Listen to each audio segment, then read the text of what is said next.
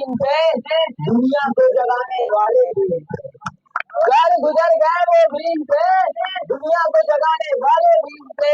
हमने तो सिर्फ इतिहास पढ़ा है यारो, इतिहास बनाने वाले भीम थे, इतिहास बनाने वाले भीम थे।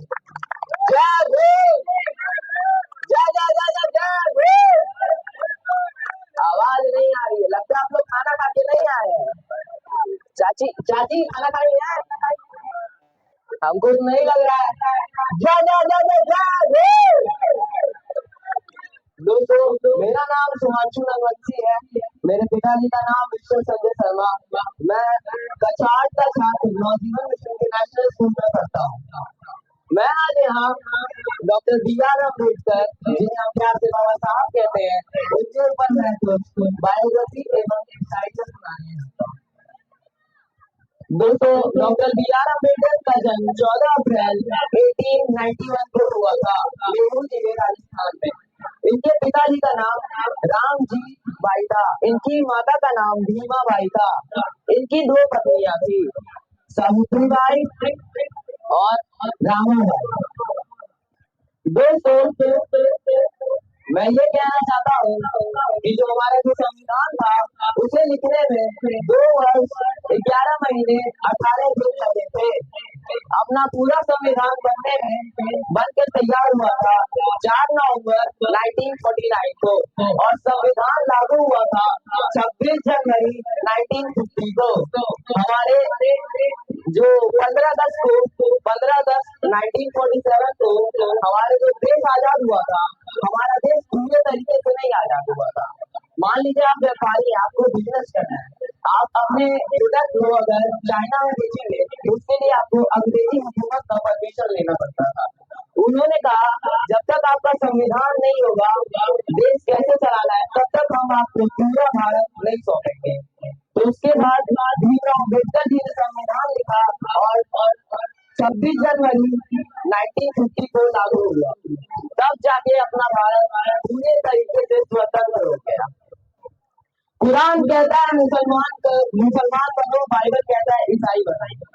कुरान कहता है मुसलमान बनो, बाइबल कहता है ईसाई बनो, मगर हमारे बाबा साहब जी का संविधान कहता है इंसान बनो, इंसान बनो। दोस्तों, आप हमेशा बाबा साहब जी को सूट बूट में देखते होंगे। आखिर इसका रीजन क्या है? इसका रीजन ये है कि जब वो छोटे थे तो उनकी जो जीवन है वो बहुत कठिन हुआ करती थी। उन्हें जब प्यास लगती थी, विद्यालय जब पढ़ने जाते थे, जब उन्हें प्यास लगती थी तो सवर्ण जाति के जो शिक्षक एवं चपरासी थे, वह उन्हें ऊपर से पानी पिलाया करते थे। और अगर उस दिन वो चपरासी या फिर वो शिक्षक एब्सेंट हो जाते थे, तब वो पानी पीना उनके लिए मुश्किल हो जाता था। दलित समाज के लोगों को पानी छूने का अधिकार नहीं था। आप हमेशा बाबा साहब जी को कलम लिए हुए देखते हैं। इस कलम की ये पावर है, इन्होंने इस कलम से भारत के संविधान लिखा था।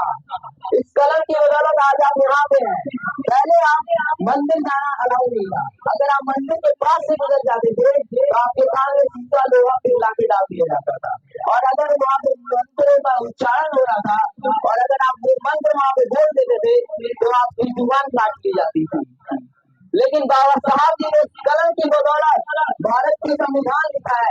आज आप किसी भी मंदिर जाइए, कोई माली अल्लाह नहीं बोलेगा आपको। आप उन्हें हमेशा कॉन्स्टिट्यूशन, थैंक यू, आप उन्हें हमेशा हाथ में कोई किताब लिए हुए देखते थे और उन्हें ऐसे लिए हुए देखते थे। इस किताब का मतलब क्या है? ये भारत के संविधान है।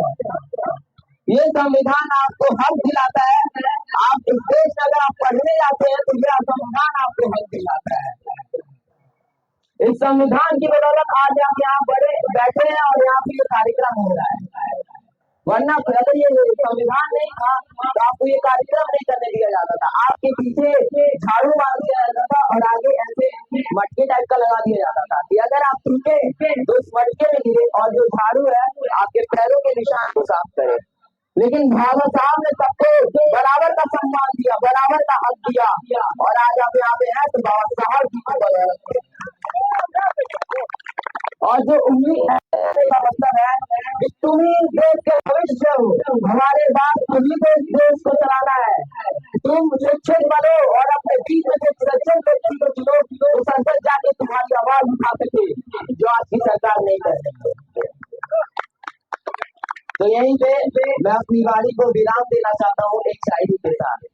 नजरों से नजारा देखा मगर ऐसा नजारा नहीं देखा, नजरों से नजारा देखा मगर ऐसा नजारा नहीं देखा, आसमां में जब भी देखा मेरे दीन जैसा प्यारा नहीं देखा, मेरे दीन जैसा प्यारा नहीं देखा। जय भीम। फिर आवाज नहीं आ रही है, बोलिए जय भीम, जय भीम, नमो बुद्धाय।